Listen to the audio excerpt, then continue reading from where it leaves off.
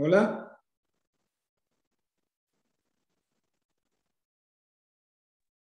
Muy buenas noches. Hola, buenas noches, ¿cómo andan? Bien. A ver, uy, ahí. Ahí está. ¿Cómo está Federico? ¿Bien? ¿Cómo andás? ¿Todo bien? Bien, bien, bueno, muy bien. Bueno, si los demás pueden poner sus cámaras, la verdad que me... Hola, Luciana. Hola, ¿qué tal? Buenas noches, ¿cómo estás?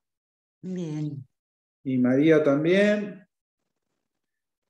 Y Florencia, aunque no sé quién no tenía micrófono, capaz que era María o Florencia. Florencia, ¿podrías poner tu cámara, por favor?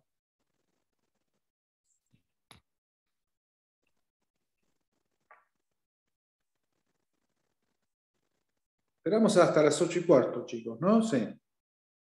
Ahí Sí. está Florencia. Hola, Florencia. Bueno, ¿cómo van? ¿Cómo van con todo esto? ¿Les está costando? ¿Tienen dificultades? No, bastante bien. Yo ya Está lo había bien. cursado hace unos años, pero bueno, Bueno, bárbaro, Federico. Entonces, me voy acordando de a poco. bien.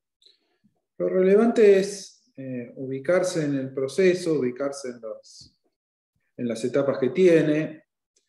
Lo interesante es ver un poquito más allá de las normas también, ¿no? Tratar de darse cuenta qué es lo que sucede. Me dijeron que hoy tenía que dar clases sobre la bolilla 9.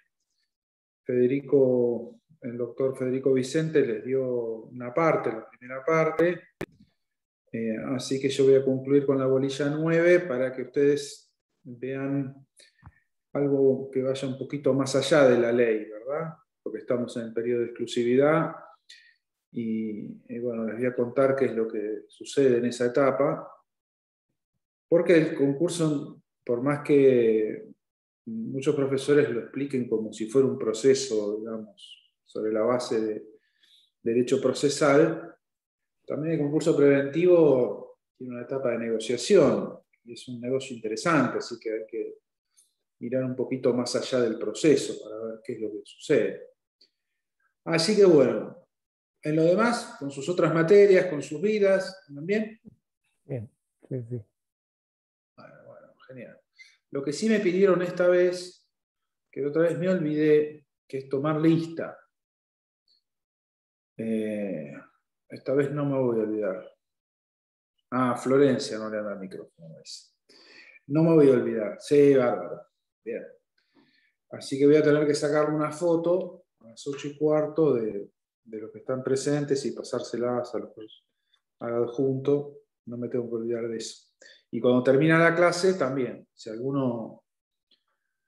me olvido, háganme acordar porque parece relevante. Bueno, también ahora se sumó Franco. Franco, querido, poné la cámara, por favor, porque hablarle al muñeco blanco no me gusta para nada. Así que, si me haces el favor, Franco, bárbaro. De paso, andá contándome cómo andás. ¿Cómo estás, Franco? ¿Bien? Hola, profe, ¿cómo va? Bien, viejo, bien, bien, bien. Un poco entristecido al ver la camiseta de Boca, un poquito entristecido. Pero nada, todo bien. ¿Cómo estás con las clases? ¿Cómo vas con todo? Bien, la tenía el día hasta la semana pasada y ahora me puse al día con práctica 2 y esta me tengo que poner al día esta semana. Ok, ok. Tema libros. Yo sé que ustedes no compran libros porque les parece un gasto innecesario, a veces buscan apuntes y esas cosas, pero tener libros es importante. Es decir, una biblioteca, aunque no la leas, aunque los libros estén ahí, es no simplemente una colección de libros, sino que cuando uno tiene una buena biblioteca, lo que tiene es un lugar para investigar. Aunque el libro no lo leas ahora, no me importa, tenés que tener libros. Te diría que a la altura en la que estás en tu carrera, tu biblioteca debería ser más o menos parecido a un placar. O sea, tendrías que tener cubierto, ¿viste un placar de ropa? Bueno, tendrías que tener, así como tenés toda esa ropa en el placar, tenés que tener una biblioteca parecida, ¿no?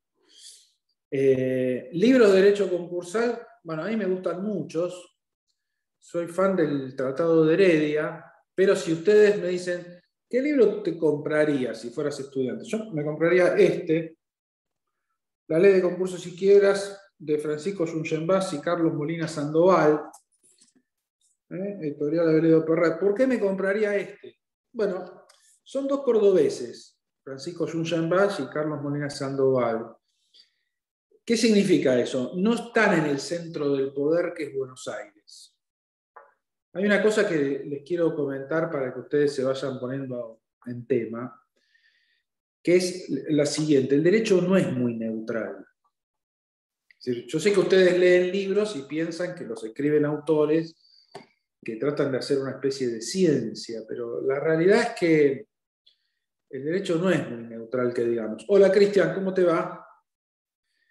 Bien, vamos. No es muy neutral, es decir, la gente que escribe libros también tira un poquito de agua para su molino. Y en el derecho concursal, si ustedes se fijan en el universo de autores, vas a ver que hay autores que son típicos abogados de deudores, vas a ver que hay autores que son típicos abogados de acreedores.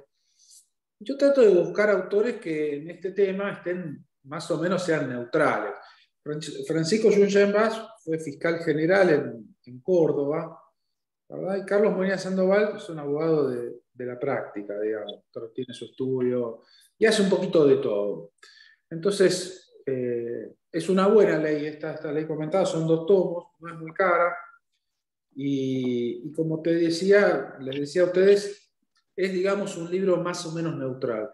Muchos libros de derecho concursal, de derecho comercial, de derecho societario, como les decía, no son muy neutrales, es decir, tienen una posición tomada sobre ciertos temas, que muchas veces es una posición influida por ideologías, por política, por temas profesionales, por un montón de cosas.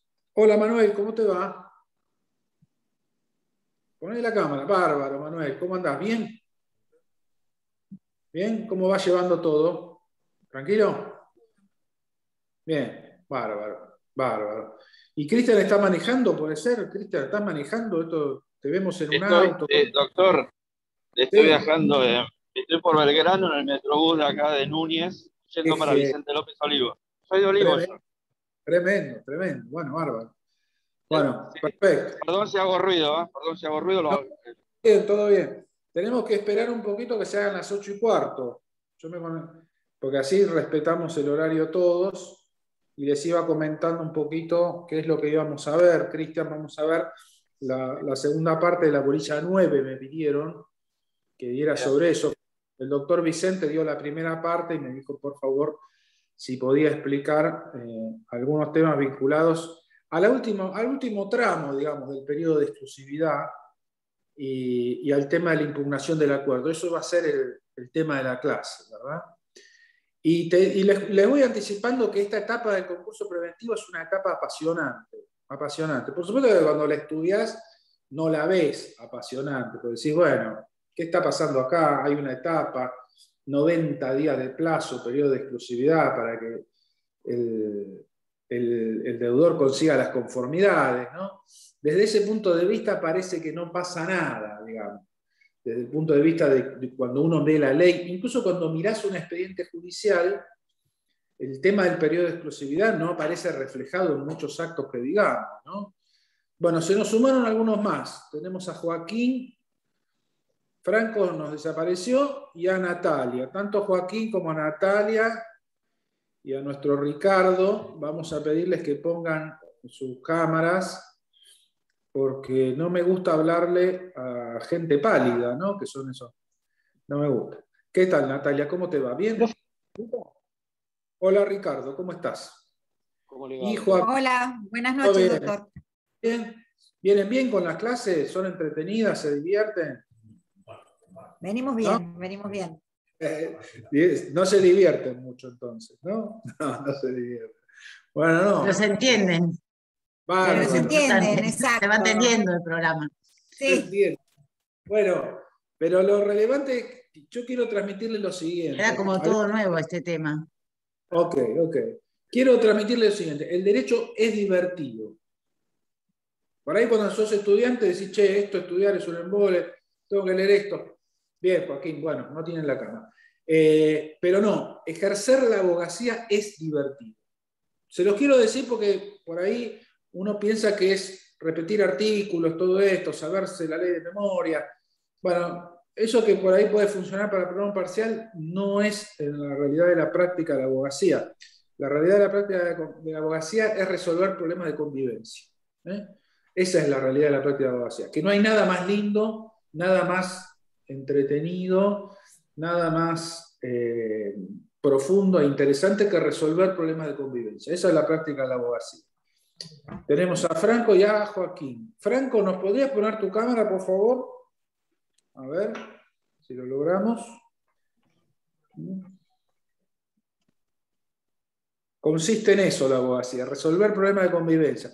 Si vos te fijás, la mayoría de la literatura consiste en eso. Si vos lees novelas, por ejemplo, son todos problemas de convivencia. Los novios se llevan mal, por ejemplo, el poema de la obra clásica de Mancini, Promessi Sposi.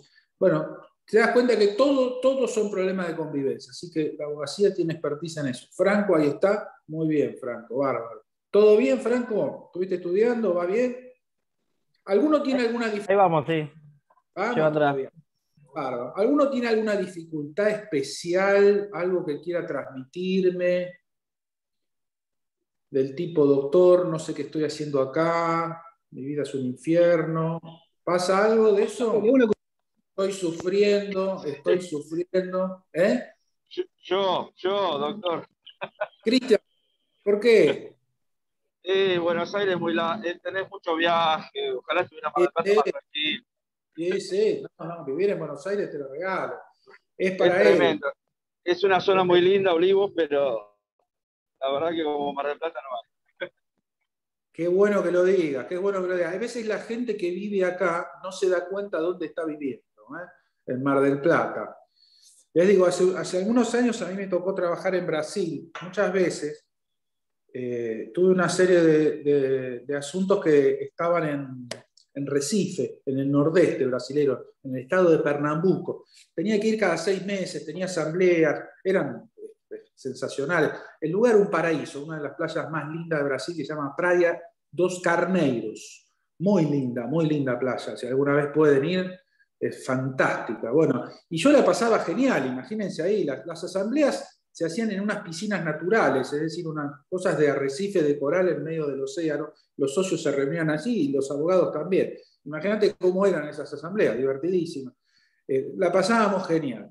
Ahora, cuando los brasileños tuvieron que venir a Mar del Plata, porque había un socio marplatense en esa sociedad y se hizo una reunión acá, descubrieron esta ciudad, ¿no? Y ellos venían de ese paraíso. Y me decían cosas fantásticas, me decían, José, pero qué lugar limpio este. Mirá, estaban las casas, los llevaron a recorrida, ¿no? por los barrios representativos de Mar del Plata, miraban las casas, miraban la arquitectura, y me decía, y José, acá de noche refresca, me decía, de noche refresca, está buenísimo, claro, hay que vivir con 40 grados todos los días, todo el día, ¿no? Te querés, ¿no? Hay veces que uno no se da cuenta. Tiene un microclima especial, ¿no?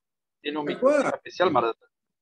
Por supuesto, tiene clima marítimo. Clima marítimo es distinto a otros climas del país. Nos explicó el doctor Abruza, cuando yo cursé Derecho Internacional Público, nos explicó que él habló con un marinero, esos viejos de los barcos, y decía que las corrientes marinas que vienen del sur forman un microclima especial a Mar del Plata.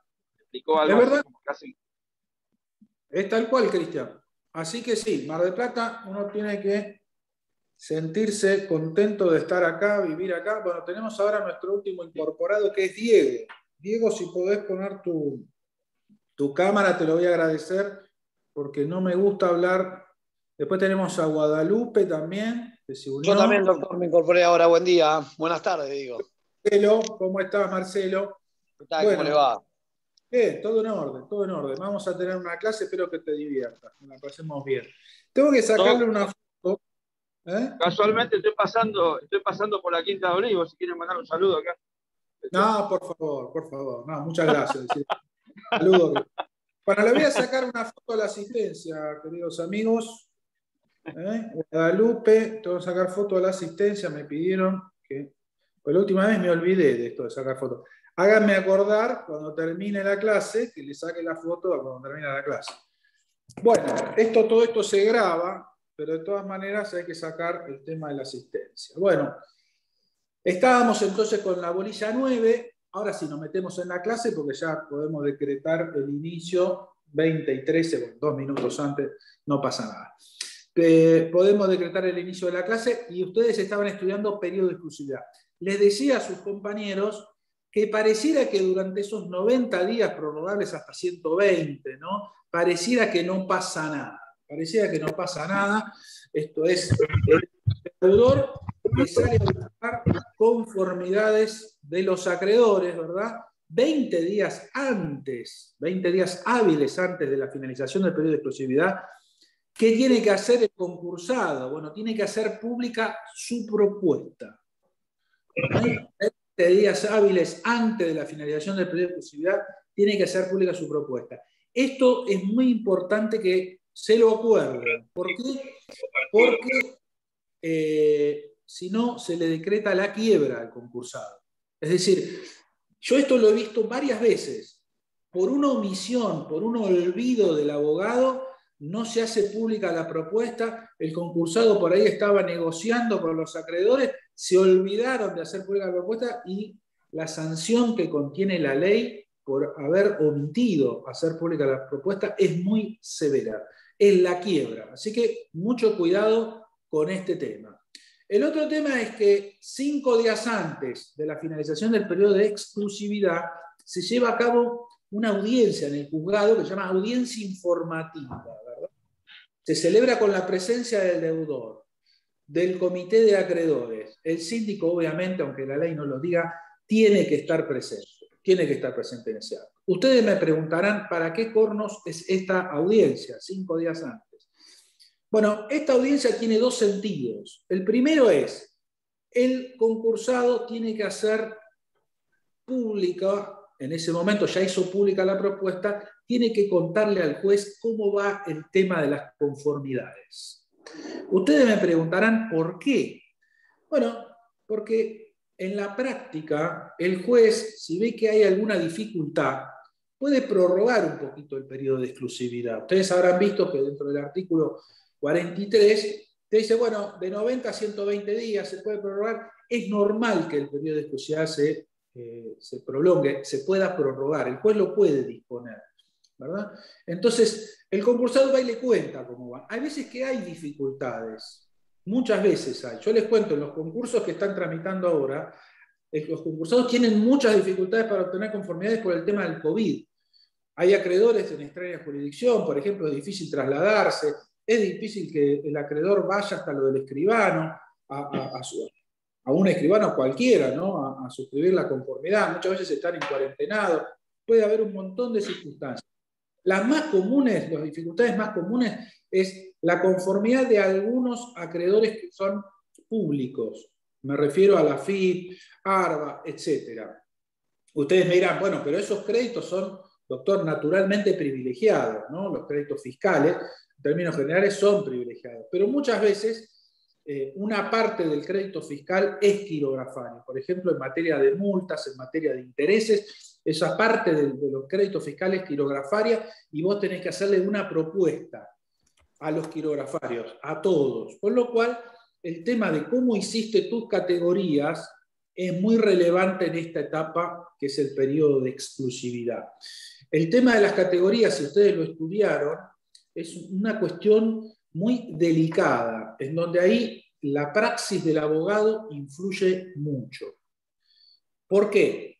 Porque si haces categorías muy pequeñas, como seguramente le deben haber explicado, es difícil obtener la conformidad porque te queda un solo acreedor en la categoría y eso determina que prácticamente necesitas la unanimidad de ese acreedor, la necesaria aprobación de ese acreedor para no caer en quiebra. Así que el tema de cómo armaste las categorías es un tema muy delicado que acá empieza a cobrar mucha relevancia.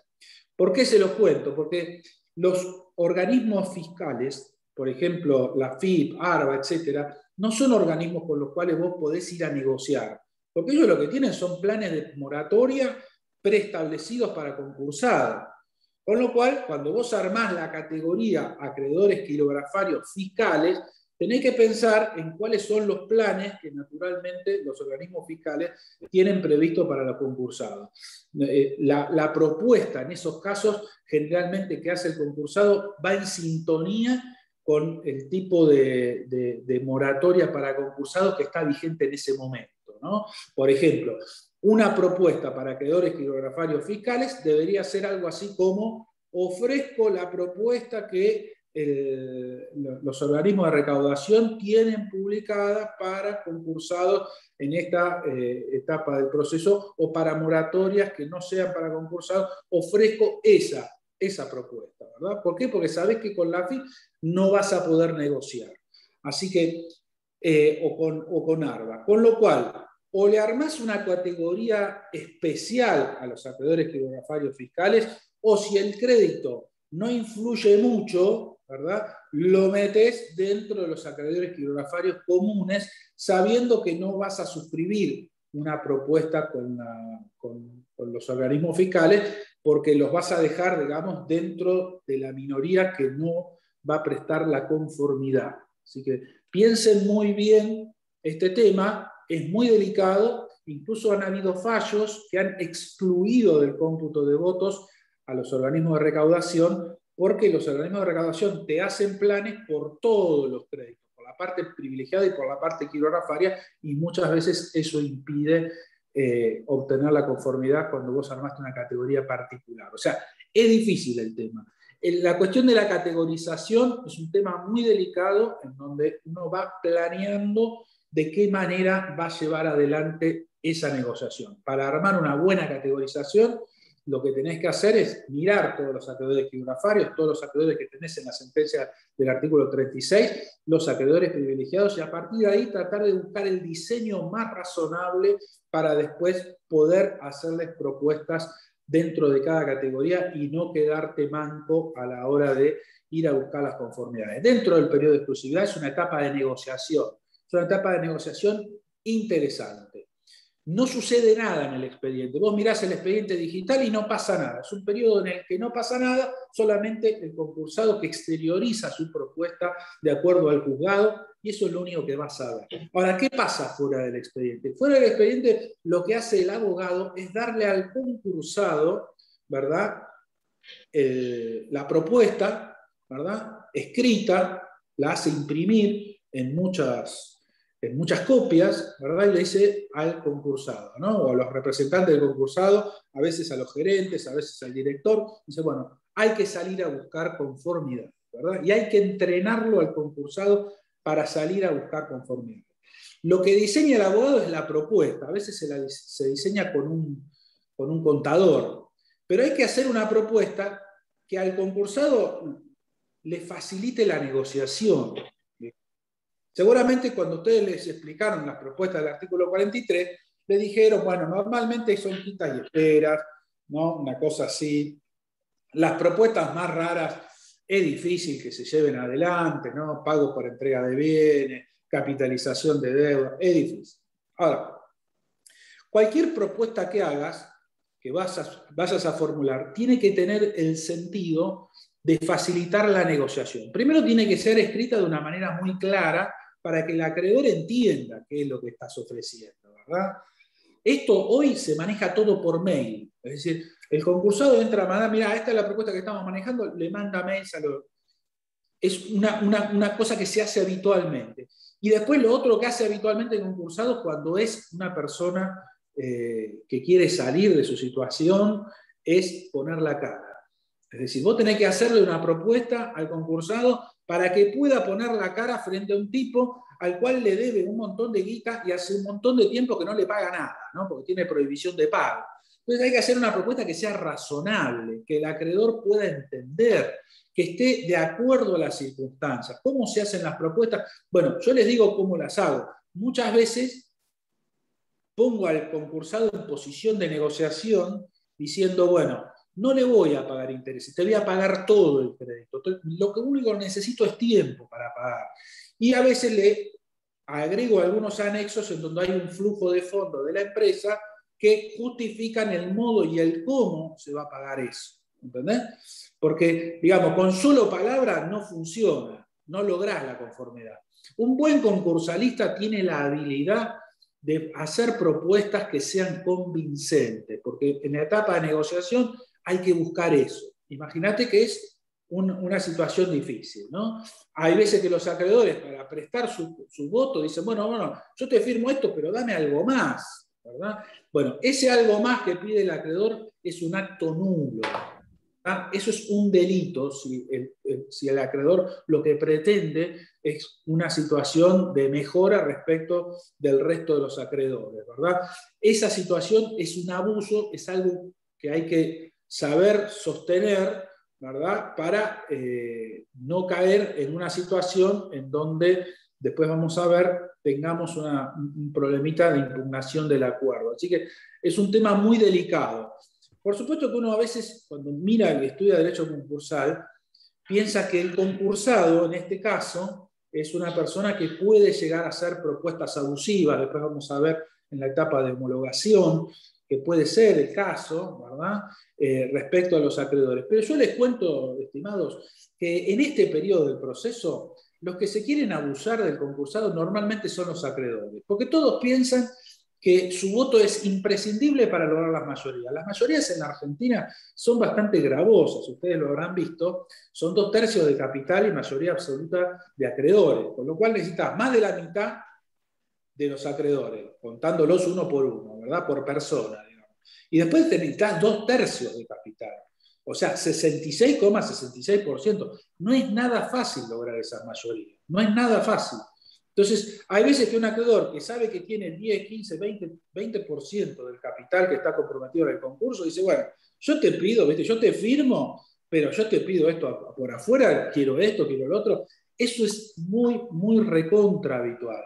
Como también es muy habitual el tráfico de votos, como ese tipo de acuerdos son ilícitos, es decir, vos no podés como concursado llegar a un acuerdo con uno de los acreedores que esté en mejor condición que el resto, como eso sería nulo, lo que hay en esta etapa muchas veces es situaciones de tráfico de votos. ¿En qué consiste esto? Bueno, consiste en que aparece un tercero, ¿verdad?, que le paga al acreedor y se subroga, ¿verdad? Y presta la conformidad. Ese es un tema. El otro tema es que el acreedor ceda su crédito y su voto a un tercero que es el que luego presta la conformidad. Hay varios fallos sobre este tema. En la medida que no haya fraude, tanto el pago por subrogación como el tema de la cesión de votos son negocios lícitos, ¿verdad? Ahora, se los cuento en la intimidad que tenemos, en la mayoría de los casos los jueces miran con cierto recelo el tema del tráfico de votos. Lamentablemente, al no estar tratado en la ley, al no haber un artículo que se dedique a este tema, que es una realidad que sucede todos los días, hay veces que decís, bueno, voy a arreglar con estos acreedores que me piden algo más, va a aparecer un tercero, va a comprarle los créditos mediante un mecanismo de cesión y ese tercero me va a prestar la conformidad. Hay veces que si haces esa maniobra te podés enfrentar a un problema, ¿verdad? Porque el juez no te aprueba la cesión, hay que ver que es la cesión de un crédito litigioso porque está dentro de un concurso, con lo cual requiere conformidad especial, formas especiales, escritura pública, una serie de cuestiones, así que es difícil. Así que lo que vos pensás cuando estás estudiando esta parte de la ley, que es un periodo en donde no pasa gran cosa, resulta que pasan muchas cosas. Pasan muchas cosas por afuera del expediente judicial. Es una negociación muy dura muchas veces y hay que buscar la conformidad. Con lo cual aparece un aspecto de la abogacía que yo quiero que tengan muy presente. Vos podés ser el mejor abogado en términos de conocer la ley, conocer los fallos, la jurisprudencia, hacer escritos judiciales muy interesantes, ¿verdad? Ser una persona convincente. Ahora, si no tenés habilidades de negociación, en la abogacía estás muerto. No solamente es saber la ley, sino saber negociar. La negociación es una técnica y es un arte, y por suerte hay cursos y hay libros que lo explican. No es que no hay, que no hay, digamos que esto es algo que se nace con experiencia, se logra. No, todo esto se puede explicar y todo el mundo lo puede aprender. Hay libros sobre el tema. En un taller que estamos dando sobre argumentación adversarial, doy clase de negociación. El que quiera venir está invitado. Pero, digamos, es una técnica como cualquier otra, el tema de negociación. Y la negociación colectiva, en este caso concursal, es una negociación muy interesante porque te enfrentas a muchas personas al mismo tiempo.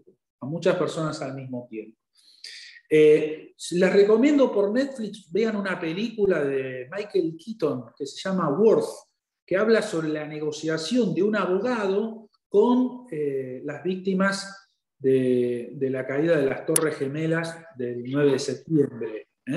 Así que si quieren miren esa película, se van a dar cuenta los errores que se pueden cometer en una negociación y cuál es el tema de la negociación en una circunstancia tan difícil como es considerar el valor de la vida de personas que la perdieron en un siniestro grave, digamos, ¿no? Así que mírenla, creo que se llama en español, se llama ¿Cuánto vale la vida? O algo así. En inglés se llama Worth, y está muy bien la película. Ahí van a ver algún tema de negociación colectiva, es decir, cómo es negociar con 200 personas al mismo tiempo. En un concurso, uno negocia con muchas personas al mismo tiempo sobre una misma propuesta. La propuesta tiene que tener la flexibilidad suficiente como para que conforme a todo, así que es muy difícil diseñarla, muy difícil diseñarla, muy interesante. Bien, así que... Sí, solamente que en la propuesta de acuerdo uno siempre tiene la palanca de decir, y bueno, si no te convence, vamos a la quiebra y cobra con lo que pueda. Claro, con lo cual, Nicolás, el poder explicarle al acreedor cuál es el valor de la empresa en quiebra y qué es lo que va a cobrar, es un dato relevante para obtener su conformidad, ¿no te parece? Es así. Claro, bueno, sin duda, pero... Lo que dice es correcto. Yo creo Nicolás, te cuento lo que está pasando hoy en día, para que entiendas, entiendo perfectamente el punto de vista. Hoy en día lo que está sucediendo es que muchas empresas que se concursan tienen activos que son inmuebles, ¿no? Los inmuebles se cotizan en dólares, ¿no? Y vos pensás que muchas veces el pasivo es en pesos, en la mayoría de los casos de los concursos en Argentina. Entonces, ¿qué tenés? Tenés un pasivo cristalizado en pesos y tenés activos en dólares, que merced a la devaluación aumentaron su valor en pesos. ¿Se entiende? Entonces, hoy en día, ¿qué tenés cuando vas a negociar? Resulta que tenés el pasivo cristalizado sin intereses y tenés activos en dólares. Entonces viene el acreedor y te dice, mira, flaco, si vos quebrás, se van a rematar todos tus bienes, el valor de esos bienes, aunque sea un valor de subasta, siempre va a estar en función del mercado, que es en dólares. Y yo por ahí cobro en la quiebra. ¿Entendés? Entonces, tenés hoy una situación muy difícil para tener ese argumento, Nicolás. Hoy en día, no creas que con ese argumento sos muy ganador. Porque te puede pasar que el acreedor te diga, está macanudo, vamos a la quiebra, que yo en la quiebra te van a subastar todo y yo voy a cobrar. Esto puede pasar. Es un juego de negociación, es delicado. Te escucho. No, lógicamente. Hoy justo estamos viviendo una situación media extraña, que hay un desfasaje muy grande entre los valores reales y sobre todo en los valores cotizados en dólares y el precio del peso. Pero uno tiene que tener en cuenta justamente eso, las variables que son en un país como Argentina, que hoy es blanco y en 6 meses negro totalmente. Y como bien sabemos, las sentencias y sobre todo los remates no son rápidos, mucho menos son expeditos, y también tienen esa cosa en contra, el acreedor que te va a decir, yo te remato todo y algo me cobro. Sí, algo te cobrará de acá a 6 años. Capaz que en 6 años no vale nada. Nicolás, o sea, coincido en lo que vos decís, que es una negociación y es muy complejo. Pero... Entiendo el punto de vista. Te cuento lo que está pasando, ¿no? Una de las cosas que está pasando es esa. La segunda cosa que está pasando, respecto de tu argumento, que es buen argumento, no digo que no lo descalifico, me parece un buen argumento. El tema es que hoy en día se pusieron de moda las subastas electrónicas. Es decir, la Corte promovió y promueve un sitio de subastas electrónicas que está funcionando cada vez mejor. Entonces, todo eso que parecía una cosa que en el tiempo se iba a prolongar mucho, bueno, hoy en día no es tan así. O sea, el tema de la subasta electrónica lo que ha generado es una depuración de una práctica muy viciosa que era la de la subasta física que se hacía en el Colegio de Martilleros. Habrán leído ustedes los diarios y los problemas que han habido. Sí, ni hablar. Entonces, guarda, que la subasta electrónica ya es una realidad. ¿Viste? Ya es una realidad. Antes todo eso podía ser un proceso complejo y hoy en día, guarda que esto se va acelerando. Esto se va acelerando. Dentro de la negociación concursal, Nicolás, hay muchas variables. Muchas variables. Vos sabés que, por ejemplo, hoy en día los créditos quirografarios tienen suspendidos sus intereses, ¿verdad? Desde la fecha de presentación en concurso tenemos los intereses suspendidos.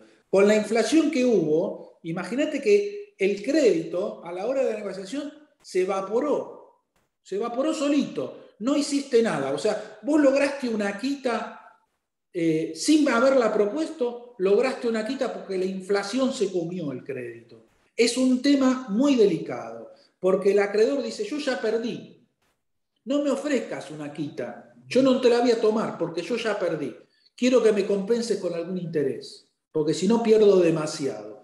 Se empiezan a suceder ese tipo de escenarios, Nicolás, y los demás, les hablo a todos, que son muy delicados para la negociación. Hay que tener en claro todo, pero lo más importante es tener en claro cómo la empresa se va a desarrollar después para poder cumplir. Es decir, lo que más convence al acreedor es que uno le pueda decir, mira, con esta propuesta vas a cobrar más que si me voy a la quiebra, que es lo que decía Nicolás. Te voy a poder pagar antes, ¿verdad?, que si fueras a la quiebra, ¿verdad? Y te voy a poder pagar algo que compense las pérdidas que tuviste, ¿verdad? Te doy un ejemplo, Nicolás.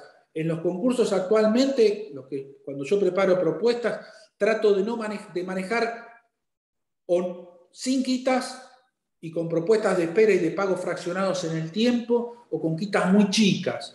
¿Por qué? Porque el acreedor lo ve ofensivo que le propongas una quita en un escenario de inflación como el que tenemos hoy en día, ¿no? Es muy delicado. Y mucho más si hay créditos en dólares que se van a pagar, ¿verdad?, al valor oficial. Es otro tema. Cuando haces la propuesta de pago de créditos en dólares, es un drama nacional. Así que es una negociación muy compleja. Lo que sí les puedo decir es que es muy entretenida. Profesionalmente es algo desafiante. Es algo desafiante. ¿Por qué? Porque tenés que hacer una propuesta que no es para un solo señor. No es una negociación. Es una negociación simple, digamos, una negociación colectiva. Tenés que hacer una propuesta que contemple los intereses de 50, 100 acreedores al mismo tiempo. Entonces es interesante. Otro de los puntos que quería indicarles respecto de la audiencia informativa es el tema de que hasta esa fecha vos podés modificar la propuesta de acuerdo en la negociación. Hasta la fecha de la audiencia informativa. Una vez que se celebró la audiencia informativa ya no podés hacer ninguna modificación. Con lo cual, mi consejo profesional a ustedes es, si vamos a pedir una prórroga del periodo de exclusividad, vamos a pedirla antes de la audiencia informativa, para que se fije una audiencia informativa nueva más adelante, ¿verdad? Porque si no quedamos clavados con la propuesta que hicimos y no la vamos a poder modificar, sobre todo si tenemos algún acreedor, ¿verdad?, medio renuente a prestar su conformidad. Así que una de las cuestiones a mirar es esa, ¿bien?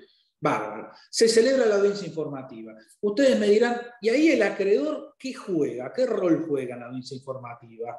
Bueno, aquel acreedor que prestó su conformidad a la audiencia informativa directamente ni va, ¿no? Ahora, aquel que todavía no prestó su conformidad y que está en una etapa de negociación, y ese acreedor va a la audiencia y quiere verlo al juez, ¿verdad? Y quiere decirle cosas. Quiere explicarle todo lo que está perdiendo, porque el acreedor, el deudor, no le está haciendo una propuesta conveniente. Quiere ver cómo se está manejando el concursado con el resto de los acreedores, ¿verdad? Quiere ir pispeando eso. ¿Por qué? Porque a la finalización del periodo de exclusividad, que naturalmente va a ser 5 días hábiles después de la audiencia informativa, ¿verdad?, si el concursado obtuvo todas las conformidades respecto de cada una de las mayorías, de cada una de las categorías, perdón, conforme al régimen de mayorías legal, Es decir, lograste de cada categoría las mayorías que indica la ley, 2/3 del capital, ¿verdad? Mayoría absoluta de votos, ¿no? Por supuesto que las mayorías que conocemos, ¿cuáles son? Y la mayoría de quirografarios, que puede estar fraccionada, de acuerdo a cómo es el elenco de acreedores quirografarios, y después tenés la posibilidad de ofrecer propuestas de acuerdo para privilegiados, pero en este caso necesitas la unanimidad de los privilegiados para lograr la aprobación, ¿no?, de toda la categoría, con lo cual no te conviene hacer una propuesta para acreedores privilegiados, salvo situaciones muy excepcionales, ¿verdad? La realidad es que no te conviene. ¿En qué situación te convendría? Y cuando tenés, por ejemplo, un acreedor privilegiado muy especial, un acreedor, por ejemplo, privilegiado porque tiene una hipoteca, un acreedor hipotecario, entonces le puedes hacer una propuesta para esa categoría de acreedores privilegiados nada más, porque es el único. Entonces, sabes que si llegás a un acuerdo con ese señor, ¿verdad?, vas a poder patear el tema de la hipoteca conforme a la propuesta que le hiciste. Y si no obtuviste tu conformidad, y bueno, su conformidad, te vas a ir a la quiebra, que es lo mismo, en muchos casos, que si el acreedor privilegiado termina subastando en un concurso especial el inmueble, muchas veces, que es objeto de hipoteca. Así que es un tema esto de la propuesta a acreedores privilegiados. Generalmente la idea es no ofrecerla, pero puede pasar. No sé si ustedes cuando tuvieron categorización vieron una categoría muy especial que a muchos les puede haber llamado la atención, que es el tema de la categoría de acreedores quirografarios laborales. ¿Qué es eso? ¿Por qué la ley se preocupa por tener una categoría de quirografarios laborales? Bueno, porque puede haber algún acreedor laboral que decida apoyar a la empresa, ¿verdad?, renunciar a su privilegio, tiene que renunciar por lo menos a más de un 20% de su crédito privilegiado. Generalmente, si está dentro del convenio colectivo de trabajo, tiene que tener la anuencia del sindicato, ¿verdad? Y a partir de ahí puede ese acreedor ponerse a negociar con el concursado. ¿Por qué un acreedor laboral haría algo así, ¿no?, si tiene un crédito súper privilegiado, porque tiene privilegio especial y tiene privilegio general? Bueno, un acreedor laboral haría algo así para quedar solo o con muy poca gente dentro de esa categoría de acreedores quirografarios laborales y presionar al concursado para lograr una propuesta de pago que supere su expectativa de cobro por el régimen de pronto pago del artículo 16 de la Ley de Concursos y Quiebras. ¿Me siguen todos? ¿Entienden de lo que estoy hablando? ¿O se puso complicado? Vuelvo para atrás. El acreedor laboral es un acreedor que tiene un privilegio muy especial. Tiene privilegio especial, ¿verdad?, y tiene un privilegio general.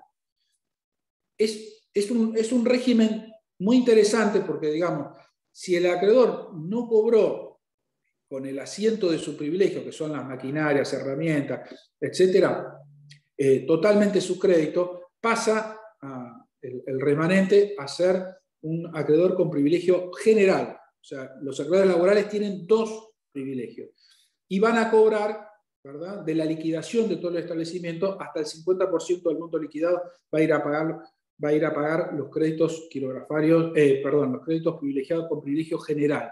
Así que el acreedor laboral tiene un régimen de superprivilegio y además tiene el pronto pago del artículo 16, es decir, con los primeros fondos de la actividad el acreedor laboral cobra.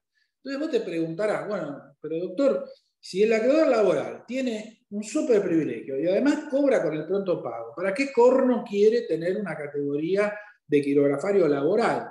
Bueno, te cuento por qué. ¿Qué es lo que puede suceder? Algo que sucede frecuentemente. Lo primero es que puede ser que la actividad de la empresa, estando en concurso, no sea muy rentable que digamos. Es decir, no tenga un flujo de fondos que permita pagar los prontopagos. Entonces, ahí el acreedor laboral se encuentra con un serio problema, porque al no cobrar dentro del pronto pago, tiene que esperar a que se liquide la empresa para poder cobrar conforme el orden de privilegio que tiene.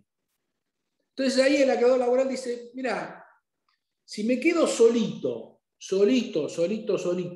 en la categoría quirografario laboral, renuncio a mi privilegio y lo fuerzo al empresario concursado a que llegue a un acuerdo conmigo, porque yo con mi crédito voy a formar mayoría dentro de esa categoría y si no llega a un acuerdo conmigo se va a la quiebra. ¿Se entiende? Entonces, por eso está esa categoría quirografario laboral, que es una categoría legal. Es decir, dentro de tu propuesta de categorización tenés que incluir el tema de la categoría quirografario laboral. Es, digamos, una previsión que ha tenido el legislador para proteger aún más a los créditos laborales, diciéndole, mirá, si vos querés renunciar a tu privilegio, vos vas a estar solito en esta categoría, vas a estar solito y el concursado va a tener que ir al pie y llegar a un acuerdo con vos, porque no todo el mundo renuncia a su privilegio. ¿Se entiende? Entonces tienen una relación, una situación bastante especial. ¿Listo? Bárbaro. Una pregunta. Sí. Pero igual en ese caso pues, tendría que esperar que todos los acreedores acepten el acuerdo. Obvio, es decir, tu bien. categoría va a estar con el resto, ¿verdad? Lo que pasa es que imagínate cuál sería la condición. Supongamos, Luciana, que vos sos la única acreedora laboral que renunció al privilegio. Está sola en la categoría, ¿verdad? Ese empresario que hasta ahora no te pagaba el juicio laboral, etcétera, tiene que ir a negociar con vos. ¿Qué le vas a decir? Bueno, a mí me pagás el 110% de mi crédito con intereses, de las costas, todo, me lo pagás en 30, 60, 90 horas, ¿no? Porque yo no te voy a aceptar otra propuesta, si no te vas a la quiebra. Es decir, te da una posición de fuerza, Luciana, que exista esa categoría que puede ser dominada por unos pocos. Le hago una pregunta. Es una estrategia buena. ¿Y Ricardo? Sí, esa renuncia al privilegio siempre tiene que ser anterior a la audiencia informativa. Si la renuncia al privilegio no tendría derecho a voto. Yo te digo que la tenés que hacer al principio del inicio del periodo de exclusividad, porque además de renunciar al privilegio, necesitas la conformidad de la asociación sindical si sos un trabajador que está dentro del convenio colectivo de trabajo. Con lo cual es una cosita difícil. Es muy infrecuente, Ricardo, que esto se haga. Sobre todo porque los acreedores laborales dicen, no, yo no voy a regalar nada, no pienso renunciar al privilegio, pero un abogado inteligente puede encontrar ahí una estrategia bastante piola para cobrar ese crédito laboral, sobre todo cuando hay concursos grandes. Qué sé yo, ahora se concursó Garbarino, se concursó Ribeiro, imagínate la cantidad de trabajadores, 1.300, ¿viste? Vos sabés que vas a estar en la cola, sabés en la cola que vas a estar, la empresa se concursó en Buenos Aires, vos eras un empleado que estabas acá en la ciudad de Mar del Plata en una sucursal, ¿viste? Es re difícil. Entonces, hay veces que esa estrategia en un concurso grande puede funcionar. Bueno, finaliza el periodo de exclusividad y ahí el concursado... Gracias. No, de nada. Ahí tiene una actividad frenética, que es ir y acompañar todas las conformidades. ¿Verdad? Muchas veces la práctica hace que el abogado del concursado escanea todo, ¿verdad? Y la presenta toda junta, las conformidades, diciendo, mira, acá llegué a cumplir las mayorías legales, qué sé yo. Y lo pone al juzgado en una situación muy delicada, porque dentro del término de 3 días hábiles posteriores a la finalización del periodo de exclusividad, el juez debería pronunciarse acerca de la existencia o no de un acuerdo. ¿Bien? Así que imagínate, el concursado agarra todas las conformidades y se las presenta al juez. Ahora todo digitalizado, ¿verdad? Y el juez tiene 3 días hábiles para ver si se lograron las mayorías o no. Mi experiencia es que lo mejor, si tuviste conformidades, si estás en el tránsito de tener conformidades o si ya las tenés, yo las voy acompañando antes, de a 10 acreedores, de a 15 acreedores. ¿Para qué? Para facilitarle el cómputo al juzgado y a la sindicatura, para facilitarle. Ahí la abogacía, no se olviden nunca ustedes, el abogado es un auxiliar del juez. Entonces no lo podés poner al juez en el brete de que en 3 días compute 100, 200 acreedores por 80, 100 millones de mangos. Es muy difícil. Entonces hay que ir facilitando. A veces eso se presenta en el expediente, que también es una estrategia de negociación. Me refiero, cuando vos vas acompañando mayorías, conformidades, y el resto de los acreedores ven que vos ya estás llegando a la mayoría, te llaman por teléfono para prestarte su conformidad. ¿Me siguen? Pues es un tema de negociación esto. Es decir, una estrategia es guardársela todas las conformidades para que el último día apurarlo al juzgado. Otra es, mira, te voy tirando de a 10 conformidades para que vos vayas viendo que hice las cosas bien, de buena fe, para que todo el mundo sepa que fui logrando las conformidades y vayan haciendo el cómputo tranquilito, de manera de yo quedarme en paz. Porque ¿qué cosas pueden pasar? Se los cuento muy brevemente. La propuesta de acuerdo, lo ideal es que sea digamos, un papel, tiene que estar certificado por un escribano, pero que sea de hoja simple, ¿no? Que contenga todas las condiciones de la propuesta y abajo el acreedor firmando con firma certificada que presta su conformidad. Una buena práctica de un abogado hace que debajo de la firma del acreedor se consigne el número de legajo que tenía este señor ante la sindicatura, se ponga el monto del capital por el cual se prestó la conformidad y se haga el cálculo de mayoría respecto del capital total verificado. Esa es una buena práctica de un buen abogado, es decir, facilitar el cómputo. Ahora, ustedes habrán visto que los acreedores pueden ser personas físicas o personas jurídicas, ¿no? Y ahí tenés un tema que es ¿quién corno representa a esa persona jurídica? Teóricamente, el escribano, en ese momento, tiene que certificar la firma de ese representante teniendo a la vista el poder, las actas de designación de directorio, por ejemplo, cosas por el estilo. Bueno, uno de los problemas muy delicados que podés llegar a tener con el tema de las conformidades es el tema de la personería, de la representación, ¿verdad? ¿Por qué? Porque eso es lo que van a mirar el resto de los acreedores. Un abogado, digamos, o un concursado medio, digamos, trucho, te pone una conformidad firmada por un Juan de los Palotes que dijo ser un mandatario y tenés un tema, ¿entendés? Así que de estas trampas hay millones. Lo ideal, en mi opinión, es no tratar de correr al juzgado, ir acompañando las conformidades antes de la finalización del pedido de exclusividad para facilitar el cómputo y para que haya un pequeño control del tema de la representación. Si hay algo que te tengan que decir, que te lo digan antes. ¿Por qué? Porque a la finalización del periodo de exclusividad, el juez declara la existencia o no de acuerdo. Si tiene las mayorías, existe el acuerdo. Si no tiene las mayorías, quiebra, señores.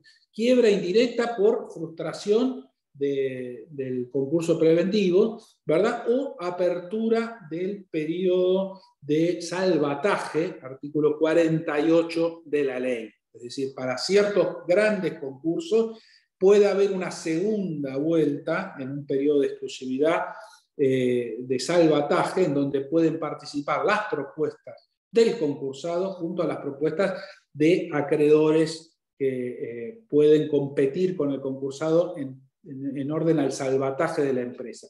El tema del salvataje, que a veces se dice mal, se llama mal cram down, en realidad no es cram down eso. Después, en la etapa de homologación del concurso preventivo, ustedes van a ver esto del cram down power, que no tiene nada que ver con el salvataje, es una facultad judicial que no es, digamos, este periodo del proceso. Así que vos finaliza el periodo de exclusividad, obtuviste las conformidades, ¿verdad? Y el juez declara que existe acuerdo, tiene 3 días hábiles para hacerlo, o te vas a la quiebra, o si sos un gran concurso y sos una sociedad anónima, un SRL, bueno, se abre el periodo de salvataje, ¿verdad? Del artículo 48. No me meto en eso porque es una bolilla aparte, ¿no? Bien. Cuando el juez declara la existencia del acuerdo, se percuta un plazo de 5 días hábiles que se notifica esa resolución de existencia de acuerdo, se notifica por nota. Tenés 5 días hábiles para que los acreedores formulen impugnaciones al acuerdo que se alcanzó entre la mayoría de los acreedores por cada categoría y el concursado. Es decir, ubiquémonos de nuevo. Termina el periodo de exclusividad, el concursado acompaña las conformidades, el juez hace los cómputos, en 3 días hábiles declara la existencia del acuerdo en una resolución muy sucinta, muy breve, que dice, no, habiéndose presentado las conformidades, declaro la existencia del acuerdo. Bárbaro, muy bien, 5 días hábiles tiene cualquier acreedor para impugnar ese acuerdo. Me detengo en este punto Porque hasta ahora ustedes habrán visto que los acreedores en el concurso preventivo durante todo este periodo están un poquito adormecidos. Imagínate aquel acreedor que no prestó la conformidad, ¿no? Que está dentro de la minoría, digamos. Ese acreedor ve pasar el proceso, ve cómo el concursado llegó al acuerdo con la mayoría, ¿no? Y lo único que tiene como posibilidad de defensa frente a supuestos fraudes, ¿no? Es esta impugnación y tiene 5 días hábiles para hacerla.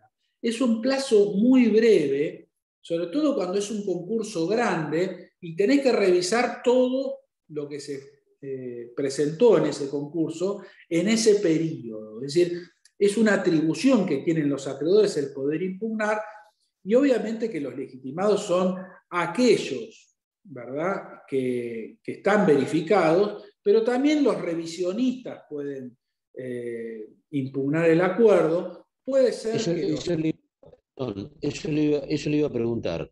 ¿Qué pasa si se resuelve una revisión en este periodo? Es decir, una revisión de un acreedor que no formó parte dentro del periodo de exclusividad. ¿También tiene derecho a impugnar? La pregunta vale la pena la respuesta. Ese acreedor que triunfó en la revisión del artículo 38 del incidente de revisión, resulta que no se puede incorporar al elenco de acreedores que prestan su conformidad. Ni él ni los tardíos, aunque el incidente de verificación tardía o el incidente de revisión se resuelvan dentro del periodo de exclusividad, no pueden ser acreedores que presten su conformidad, no se computan dentro del régimen de mayoría. Entonces ahí lo tenés a ese señor, que por ahí es un acreedor, por ahí es el acreedor más importante que tiene el concursado, y se da cuenta que el concursado llegó con 3 gatos locos, que son 3 acreedores quirografarios de un monto muy chico, llegó una propuesta de acuerdo que dice la propuesta: voy a pagar el 40% de los créditos en 25 años sin intereses, ¿no? Imagínate la indignación de ese señor Ricardo, que luchó denodadamente para lograr su revisión, que le reconocieran su crédito, ¿verdad? A veces que se presentó a verificar y por un error del abogado hizo mal las cosas, la verificación estuvo mal planteada, tuvo que ir a buscar otro abogado, pagar para iniciar el incidente de revisión, y resulta que después se encuentra con un acuerdo que dice cualquier cosa, realizado con 3 gatos locos que le dieron al deudor una conformidad de pago, ¿no? Imagínate que eso es lo más parecido a una expropiación de tu crédito. Es lo más parecido.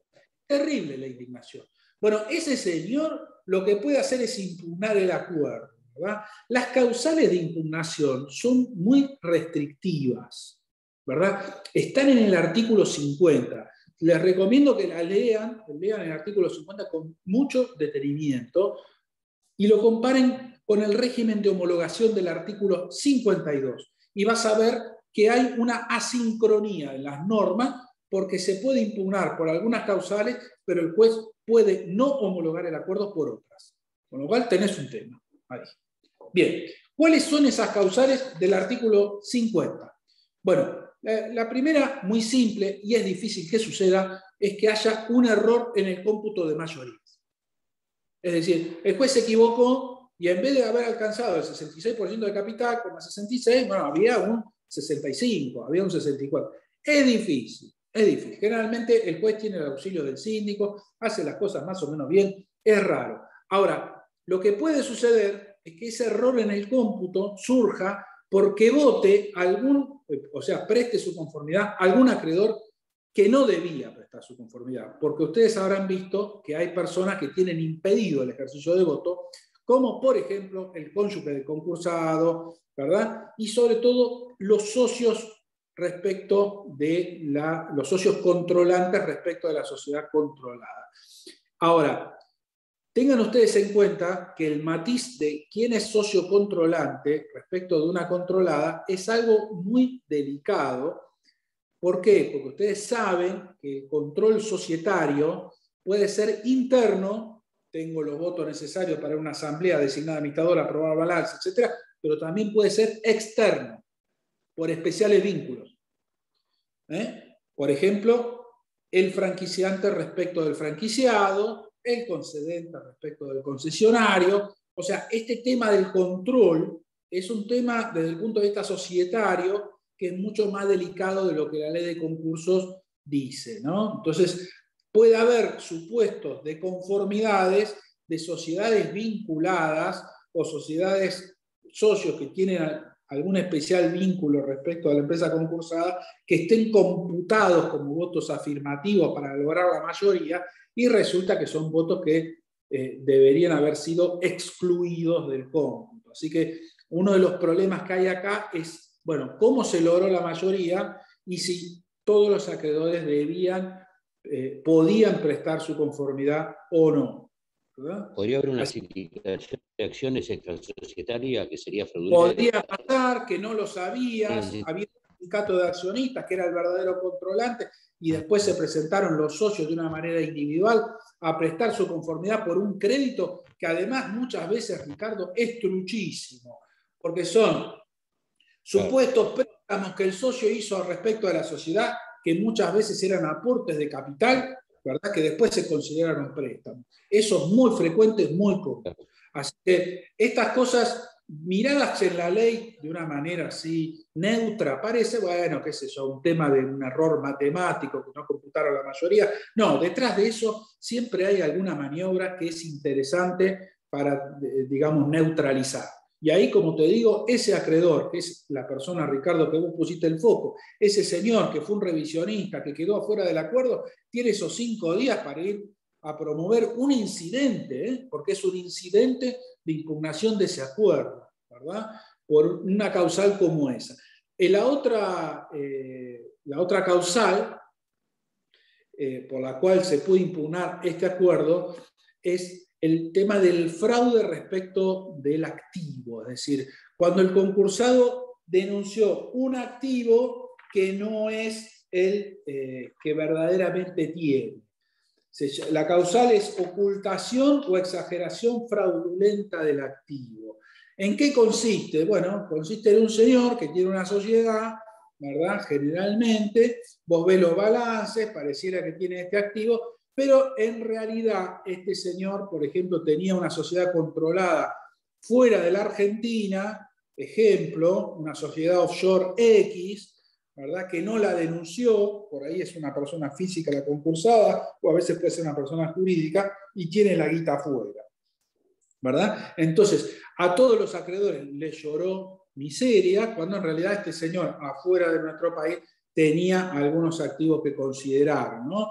Así que tenés eso, la ocultación de activos es común, es común. Ahora, el acreedor para sacudir con esta causal un incidente de impugnación tiene que vérselas con 5 días de plazo, o sea, esta impugnación la tiene que haber venido preparando mucho antes para poder hacer un buen ejercicio de su derecho. Después tenemos la exageración fraudulenta del pasivo. Y acá es el tema de haber exagerado el pasivo, haber fabricado acreedores, sería la causal. ¿Cómo lo haces? Y bueno, ustedes habrán visto el tema de los plenarios translínea, DIFRI, cuando estudiaron verificación de créditos. Seguramente si lo estudiaron bien, Florencia, Marcelo, Franco, Federico y Luciana y todos los demás, se habrán dado cuenta que seguirla, y Gisela, poné a ver si te podemos ver, ponemos una foto. Ustedes habrán visto que cumplir con el tema del plenario Translínea y DIFRI no es tan difícil, porque vos cederías el pagaré con un endoso, justificarías, ¿verdad?, la causa del endoso y con eso entras al pasivo. ¿Entendés? O sea, la maniobra de inventar acreedores es más o menos fácil. Te cuento otra que es la más fácil de todas. Vos te presentás en concurso y decís, tengo estos acreedores. Ahora, a muchos de ellos podrías haberles pagado en el pasado, ¿no? Y no quedar el pago registrado en tu estado contable. No sé si ustedes se fijaron, gracias Gisela por poner la cámara, no sé si ustedes se fijaron que muchos créditos que vos contratás habitualmente, negocios que haces todo el tiempo, compras que haces, te dan una factura, pero no te dan un recibo, además de la factura. La factura lo que revela, ¿verdad?, es que el crédito existe, que es, digamos, el soporte de una negociación. Obvio que vos podés ponerle un sello a la factura que diga pagado, ¿no? Pero lo que debería hacerse desde el punto de vista registral, además de emitir la factura, una vez que se cobró el cheque o lo que sea, es emitir un recibo cancelatorio de esa factura, ¿verdad? Muchas veces ese recibo no se emite. No se emite. Entonces vos tenés al concursado facturado, pero con pocos recibos. Entonces, al concursado le resulta muy fácil inventar esos créditos porque toma a sus acreedores todos facturados y le dice, mira, yo te pagué, flaco, no me mientas porque te di el cheque, no aparece registrado el recibo, pero yo te pagué, ¿no? Entonces dame tu conformidad. Y ahí tenés, y presentate a verificar primero. Entonces ahí tenés una manera muy simple, un tipo que tiene una factura y no tiene el recibo, se presenta a verificar y después prende su conformidad. O sea, inventar acreedores no es tan difícil. Por supuesto que ese ejercicio es un ejercicio delictivo. No es para nada recomendable respecto de un abogado que quiera hacer un ejercicio noble de la profesión, pero les cuento todas estas maniobras porque naturalmente existen y neutralizarlas es muy difícil. Cuando sos acreedor en un concurso, venís de punto, digamos, ¿no? El concursado en la banca, vos sos punto acá. Salvo que seas un acreedor quirografario, que tenga un crédito que sea realmente importante dentro de la categoría, digamos, el resto de los acreedores son todos puntos. O sea, banca hay poco acá, hay poco. El concursado sí lo es. Con lo cual, la causal de exageración fraudulenta del pasivo es una causal que es, bueno, un acreedor tiene que impugnar este acuerdo porque descubre que hay otros acreedores fraudulentos, digamos. Tiene que tratar y tiene que probarlo en un incidente, ¿no? La causal que les había mencionado un poquito antes dentro del elenco del artículo 50, que es muy frecuente, es el tema de la falta de representación de acreedores que concurran a formar la mayoría. Es decir, el problema de la personería. ¿Quién prestó la conformidad? Un Juan de los Palotes con un poder que no aparece, ¿verdad? Y el escribano no dejó constancia de que lo tuvo a la vista, por ejemplo. Entonces, el tema de la falta de representación es un tema delicado, con lo cual yo les recomendaría que cuando hablen con el escribano que va a instrumentar este tema de las conformidades, al momento de certificar la firma del acreedor, deje constancia de cuáles fueron los instrumentos que tuvo a la vista para, digamos, justificar la personería del acreedor, de ese representante, digamos, del acreedor, que es el que firma la conformidad. Cuando el acreedor es una persona jurídica, tiene que tener a la vista, por ejemplo, las actas de directorio, las actas de asamblea, etc. Si no, el mandato tiene que estar vigente. O sea, estos son temas delicados que hay que mirar. Y el último punto del artículo 50 es la inobservancia de formas esenciales para la celebración del acuerdo. En principio es una causal muy genérica, y esta causal se utiliza para decir que este acuerdo, el que se han alcanzado, es un acuerdo, por ejemplo, abusivo, o que deviene de una propuesta abusiva. Es decir, no es solamente que respete la forma, que no respetó las formas esenciales para la celebración del acuerdo, sino que muchas veces esta causal se utiliza como reflejo de la facultad homologatoria que tiene el juez en el artículo 52, vinculado al tema de la propuesta abusiva. Es decir, cuando el acuerdo que se presenta ante el juez es un acuerdo realmente abusivo. ¿Abusivo respecto de quién? Y bueno, respecto de aquellos acreedores que no prestaron su conformidad. Recién hablábamos con el señor Ricardo y veíamos que puede haber un acreedor revisionista que por ahí es el más importante que tenía el concursado, ¿verdad? Que de repente se encuentra con una conformidad prestada por 3 gatos locos que son acreedores por 2 pesos con 50, que firman que van a cobrar dentro de 150 años, y a ese señor lo dejan enganchado en ese acuerdo. Si no impugna, ese señor queda enganchado en el acuerdo. Tanto los revisionistas como los tardíos, como aquellos que no prestaron conformidad, quedan todos sujetos al acuerdo que haya alcanzado el concursado con la mayoría de los acreedores dentro de cada categoría. Así que es un tema extremadamente delicado. Esta impugnación se hace a través de un incidente genérico del artículo 308. Buenas noches. Sin embargo, el juez tiene la facultad de poder regular esas propuestas abusivas, ¿verdad? O sea, ir con la... de oficio. Relacionado con lo que hablaba hoy, Nico, es una mala carta ir con la carta de quiebra o con una propuesta así abusiva, porque, o sea, no es una forma buena de negociación, calculo yo, ¿no? Ir con esas dos cartas, o sea, o la propuesta abusiva o la quiebra en la otra mano. Sí, el tema, Facundo, es el siguiente. Si vos vas con la propuesta abusiva, puede ser que la mayoría de acreedores no te la firme, ¿no? Y te vayas a la quiebra. Y hoy en día, la verdad que si a la quiebra no está bueno, ¿no? Sobre todo, te repito, cuando vos tenés activos metidos dentro del concurso que pueden llegar a ser salvados. Así que es un tema. La propuesta abusiva es una situación muy delicada de observar por el juez. Porque es abusiva respecto de quién o de quiénes, ¿no? Es todo un tema ese. En el pasado, antes de que la ley se modificara, existía un límite a las quitas que era el 40%. No se podían proponer, digamos, quitas superiores al 40%, porque era una manera de considerar que era un abuso. En el año 2001... Entonces, y bueno, eso es la... ¿Cómo? ¿Sí? ¿Alguien me quería hacer una pregunta? No. Bueno, el tema de la quita superior a ese porcentaje que estaba en la ley antiguamente es un índice de sospecha, ¿no? Si bien hoy en día, desde el año 2001, ya no existe ningún límite a la quita, o sea, podrías proponer una propuesta que implique una quita del 80% y la ley no dice nada. Bueno, si bien se sacó ese límite a las propuestas, lo que existe es una facultad del juez muy discrecional, la del artículo 52, de considerar que la propuesta es abusiva, ¿bien? Y no homologar el acuerdo.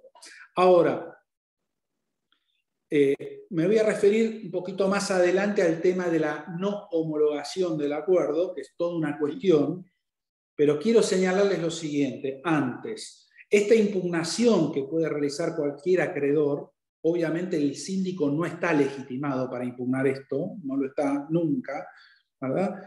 Tramita por un incidente dentro del mismo expediente, ¿verdad? Es decir, un incidente es una demanda ofreciendo prueba, ¿verdad? Con todas las de la ley, ¿bien? Y se va a sustanciar, la prueba se va a producir, de la impugnación va a haber traslado, el concursado va a contestar, va a responder, y después el juez va a resolver. Si hace lugar a la impugnación, la solución es la quiebra, ¿verdad? Es la quiebra. Si la impugnación triunfa, la solución es la quiebra. Si la impugnación se rechaza, la solución es la homologación. ¿Bien? Bien. Ahora, como las causales de impugnación difieren un poco de las causales de homologación, de las facultades homologatorias del juez, puede ser que no haya ninguna impugnación y el juez aún así considere, por ejemplo, que no homologa porque la propuesta es abusiva o en fraude a la ley, ¿verdad? Y ahí el problema que tenés, como no hubo impugnaciones, ¿verdad?, es cuál es la solución legal. Porque, digamos, como no hay impugnación triunfante, y como la impugnación triunfante determina la quiebra del concursado, el problema que tenés es en qué estado jurídico queda esa no homologación del acuerdo frente a una propuesta abusiva.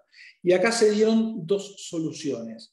Hubo quienes inventaron la idea, pese a que la ley no la contiene, de decretar la quiebra en esos casos de propuesta abusiva, y hubo jueces un poquito más conscientes a partir de un fallo en la Cámara Nacional de Comercio, Sala B, que que se llamó línea Vanguard, en donde se abrió una idea que es la idea de la tercera vía frente a la homologación o no homologación de un acuerdo, la posibilidad de darle al concursado una nueva oportunidad, un nuevo periodo de exclusividad para que mejore su propuesta de acuerdo y trate de obtener una nueva conformidad de sus acreedores. Eso es la idea de la tercera vía, que se las voy anticipando a ustedes, lo van a estudiar un poquito más adelante cuando estudien el tema de la homologación de los acuerdos. Pero quiero que tengan presente esto, el tema de la impugnación y el tema de la homologación son dos temas que están intrínsecamente vinculados, porque la impugnación es, digamos, el atributo de ejercicio de derecho más genuino que tiene un acreedor que ha sido, digamos, víctima de un acuerdo fraudatorio entre el concursado y los acreedores. Luego están las facultades homologatorias que tiene el juez concursal, que pueden tener o no que ver con el tema de si hay o no una impugnación dando vueltas, ¿verdad? Así que es un tema delicado, por muchas razones. Piensen ustedes que el acreedor que inicia una impugnación de esta naturaleza se pone en un brete muy difícil, porque ¿cuál será el costo de perder, ¿no?, frente a la impugnación de un acuerdo? Imagínate que si vos impugnás el acuerdo, pensemos en un concurso grande, un concurso que tenga un pasivo de 100 millones, el acuerdo que estás impugnando es un acuerdo de 100 millones. Las costas que te van a imponer van a ser en orden a 100 palos. Es decir, vos tenés un crédito de 1 o 2 millones y te enfrentás a un juicio cuestionando una propuesta de acuerdo de 100 palos y tenés un problema si lo perdés. No es tan fácil que obtengas un beneficio y litigar sin gasto en estos casos, no es tan fácil, ¿verdad? Porque sos un acreedor comercial por una suma importante muchas veces, es decir, para tener un verdadero interés en impugnar un acuerdo de estos, no sos un seco, con lo cual estás en una situación difícil. O sea, impugnar un acuerdo preventivo es una tarea difícil de realizar, es una tarea en donde un abogado tiene pocos días, esos 5 días hábiles, y mucho riesgo. El riesgo de perder la impugnación es muy alto. Tenés un problema adicional, que es que cuando se resuelve la impugnación de un acuerdo, la apelación de esa sentencia, sea por la quiebra o sea por la homologación, es con efecto devolutivo. Esto es, no se va a paralizar el trámite, la apelación se va a sustanciar con un incidente del artículo 250 del Código de Procedimiento, todo va a seguir su curso hasta que la Cámara resuelva. Con lo cual, te metes en un brete realmente difícil, hay que ser guapo en serio, no es para débiles esto, es ejercicio de derecho difícil en una situación difícil, con lo cual hay que estar muy preparado cuando se es acreedor y hay que tener una estatura profesional suficiente como para bancar un juicio de este tipo. Obvio que... Hago una pregunta. Sí. ¿Los acreedores van cada uno con su abogado o tratan de juntar la personería en uno? Pueden haber muchos abogados o pocos abogados con muchos acreedores. Ah, eso varía. Además te cuento, por ejemplo, qué es lo que puede pasar. Yo no sé si ustedes vieron cómo funciona el régimen de conformidades respecto de créditos que están sindicalizados. Me refiero a emisiones de, por ejemplo, obligaciones negociables, de títulos en serie. ¿Han visto ese artículo?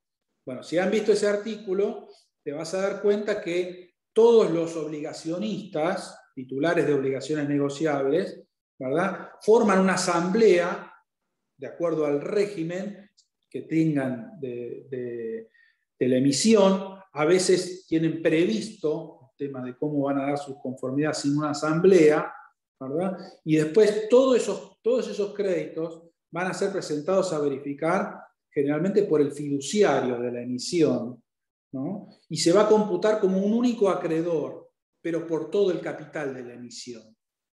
Entonces tenés a un solo abogado verificando un crédito de muchísimos obligacionistas, ¿no? Ese es un supuesto típico, ¿verdad? Pero puede haber incluso puede suceder también que varios abogados se pongan de acuerdo respecto de ciertos créditos para decir, mira, vamos a hacer lo siguiente, yo tengo el crédito más grande, vos tenés el crédito más chico, tu cliente es una persona que es prácticamente un insolvente, vamos a pedir un beneficio de sindicato, yo te apoyo, voy a armar toda la impugnación para tratar de esquivar el problema de las costas, que puede ser muy onerosa, y vamos adelante con eso. Es decir, pueden pasar muchas de estas cosas.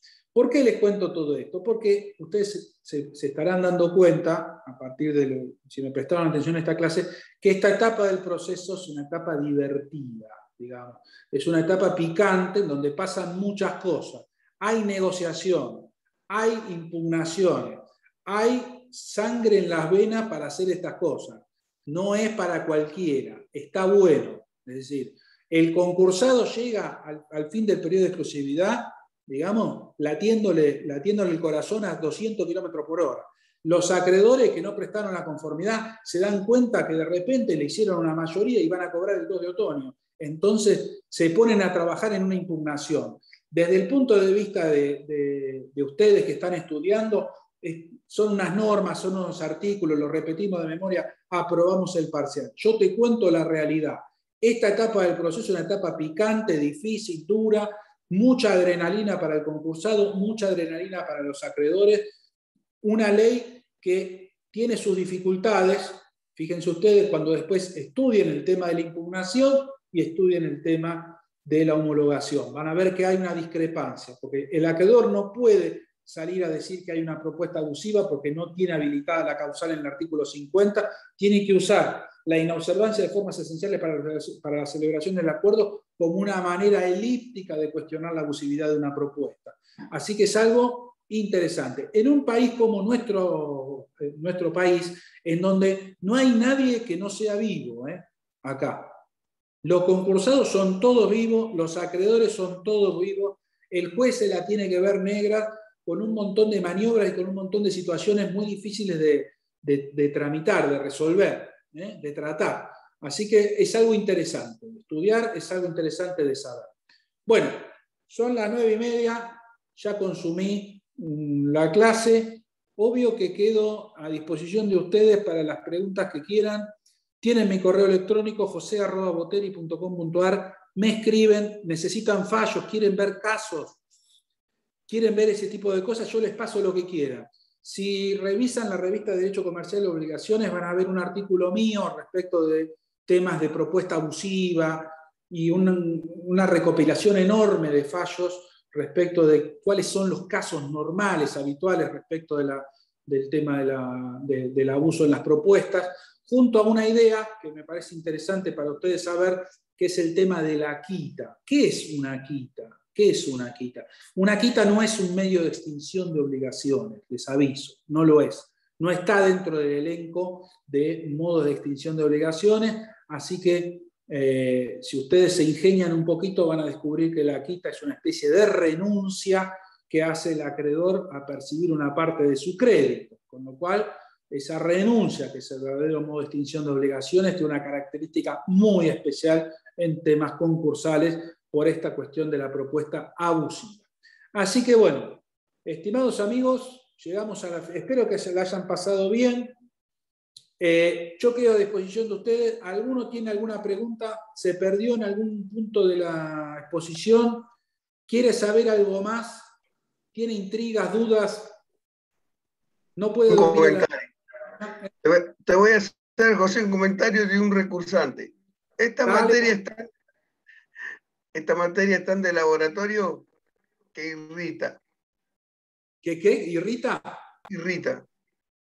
Mira, yo la verdad es que me encantaría en algún momento que cualquiera de ustedes trabaje conmigo, porque yo les mostraría a cualquiera de ustedes cómo funciona un concurso de estos, lo verían y se darían cuenta inmediatamente que no hay nada, digamos, que no se pueda saber en este tema. Y que es algo lindo de hacer. Algo Posiblemente en la práctica sea precioso, como casi todas las materias de la facultad, pero por supuesto, esto parece que es siempre lo mismo. O sea, lees el artículo y como que la respuesta está ahí, y volvés a leer el artículo y la respuesta sigue estando ahí. y los plazos que son esos. Ya, el tema para mí es, número uno, las clases como las que ustedes están teniendo, a mi modo de ver, tienen que tener un objetivo, que es entusiasmar al estudiante. La clase te tiene que generar entusiasmo, te tiene que dar ganas de ir a agarrar el libro, ¿verdad? En los libros hay una parte de la verdad. Hay una parte, es la experiencia de un autor que explica algo, ¿verdad? Y trata de hacerte ameno un tema. Después está la realidad de los fallos judiciales, que muchas veces es mucho más rica, porque aparecen los hechos, que nunca hay que desconocer. Si querés mi opinión, Nicolás, uno tendría que estudiar, como decía Calamandrei, con el libro y el expediente al lado, ¿no? Pero la otra posibilidad, si no tenés el expediente, es ir mirando los fallos judiciales. Es ir mirando los fallos judiciales que se van citando. Sí. Este de Galíndez. De crédito, Cristian. ¿De Galíndez? ¿Quién es? ¿Lo puedo leer? No logro ver el. ¿Galíndez? Sí. No lo conozco. La realidad es que no lo conozco, no lo conozco. Habla de pero sí te puedo decir lo siguiente. Sí. Leer se puede leer todo, sí. Si vos me preguntás, Cristian, sí, léelo, tranquilo, sí, no hay problema. No lo conozco al libro. Sí te digo que conozco la editorial. La editorial Astrea es una de las editoriales más prestigiosas de la Argentina. Con lo cual, cualquier libro de Astrea, por lo menos tiene una evaluación de 2 o 3 evaluadores. No cualquier libro sale publicado en esa editorial. Así que es más o menos confiable leer ese libro. Tranquilo, ¿no? No lo conozco al autor. La verdad. José, yo te escucho, ¿verdad? Hoy, bueno, hace un tiempito se fue al concurso Vicentín. Hoy se fue Molinos Cañuelas, 3.000 empleados, 1.400 millones de dólares de deuda. Sí. Y uno te escucha o escucha a ustedes la verificación de un quirografario, de un empleado, no sabe ni dónde está la administración de Cañuelas, no sale en los edictos al mes que ya se hizo mediático y la gente tomó opinión por uno, por otro. Todos somos vicentinos, ahora será todos somos Cañuelas. Mirá, lo que está sucediendo, te cuento lo que está sucediendo con esos casos. En esos casos está sucediendo una cosa muy especial, que es la transformación del derecho concursal argentino. ¿Por qué? Por esos casos, Vicentín y este otro, sobre todo Vicentín, sucedieron dentro del periodo de pandemia. O sea, el periodo de exclusividad y buena parte del periodo de verificación de crédito sucedió en el año 2020. Y los jueces, sobre todo el juez del concurso de Vicentín, tuvo que ingeniársela para admitir verificaciones de crédito digitales, ¿verdad? Y todo eso es una innovación que viene sucediendo en el derecho concursal. Va a haber otras, porque esto que sucedió, ¿verdad? La posibilidad de verificar crédito a través de correo electrónico, imagínate cuánto le facilita a un acreedor que está fuera de la jurisdicción del juzgado. Le facilita un montón. Eso es una transformación muy grande del derecho concursal, es decir, que haya verificaciones digitales. Una transformación que se viene. La segunda transformación que se va a venir es la prestación de conformidades por vía digital con sistemas blockchain, digamos, que haya o sistemas de seguridad, digamos, desde el punto de vista de la prestación de la conformidad, que ya no haya una certificación de escribano y que vos puedas ver todas las conformidades por vía digital. Eso va a venir. Va a venir, es inevitable, es como la notificación digital en los concursos, en los expedientes judiciales comunes, digamos. Todo el derecho concursal se va a ver digitalizado. Y como yo le explicaba a Nicolás, hoy en día esto de la subasta electrónica ya es una realidad. Digamos, va a haber cada vez menos chamullo con este tema, menos demora, menos dilación, más fácil acceso de la gente al concurso, más control. Fíjate que vos, si vos hoy querés ver el concurso de Vicentín, te podés loguear al juzgado y verlo. Y lo podés ver, cualquiera lo puede ver. Lo mismo puede suceder con cualquier concurso en la provincia de Buenos Aires. Si vos estás matriculado, tenés acceso a mesa de entrada virtual, podés ver cualquier concurso, cualquier cosa. Eso es un avance muy grande que se sucedió. Y vienen otros. El derecho es muy dinámico y esto va a ir cambiando mucho. Así que me parece que es una época interesante para mirar esos concursos porque son los que llevan la delantera respecto de las cosas que están por venir. Ahora, lo que me preguntás respecto de un gran concurso y de las dificultades que puede haber y de los límites que tiene la ley, es algo también interesante porque yo he visto concursos acá en la zona en donde, digamos, todo un pueblo dependía de una empresa. Me acuerdo cuando se concursó Frigorífico Barreca, todo el pueblo de Viboratá, acá cerquita, dependía del Frigorífico Barreca. Un drama social tremendo. El juez en Capital, porque la empresa tenía sede social en Capital. Un drama tremendo, un juez foráneo entendiendo un problema social de un pueblo llamado Viboratá que quedaba a 400 kilómetros. O sea, esas cosas suceden, ¿verdad? Y el derecho concursal en eso es un derecho que tiene algo que decir respecto de problemas sociales, problemas laborales, digamos, tiene que contener toda la conflictividad, ¿no? Y el derecho argentino hasta cierto punto, te diría, Jorge, que es más o menos ejemplar, ¿eh? Es decir, cuando vos mirás otros derechos, el tema de los pronto pago laboral, etcétera, vas a ver que hay pocos que lo tienen. El tema de los privilegios muchas veces es muy discutido, muy criticado, pero guarda que el privilegio laboral, el superprivilegio laboral, es protectorio del tema de los trabajadores, ¿verdad? Es un orden de prioridades que el Estado establece o que toda la sociedad establece respecto al recupero de crédito. No es algo neutro, digamos. Tiene una idea. Así que, miren, si ustedes quieren ver la ley más actual, la última ley de concurso sancionada en Latinoamérica es la de Costa Rica. Va a entrar en vigencia en noviembre.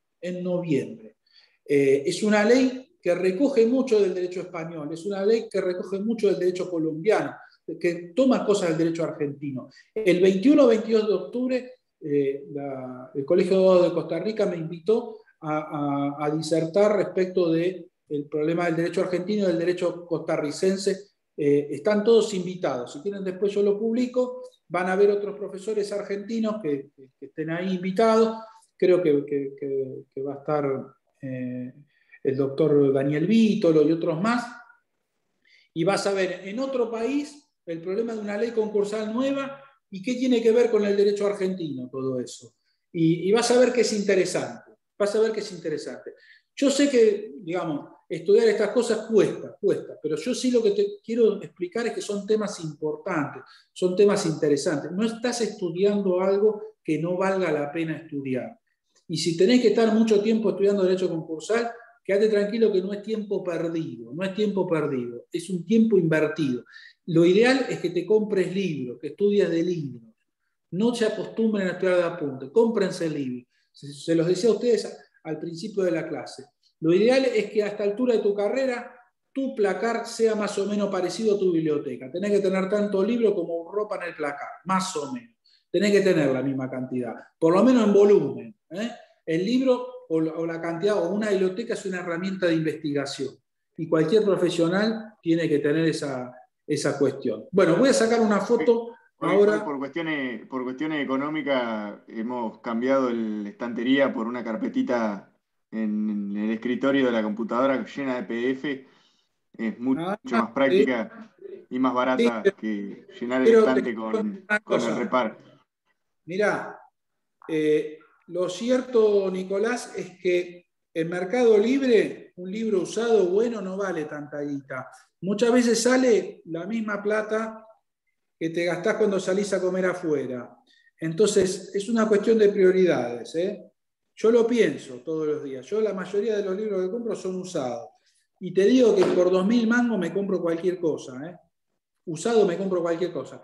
Te metés en Mercado Libre y libros de concursos vas a encontrar un montón por poca guita. Por ejemplo, el libro de Tonón, un librito azul, que es una joya, derecho concursal se llama.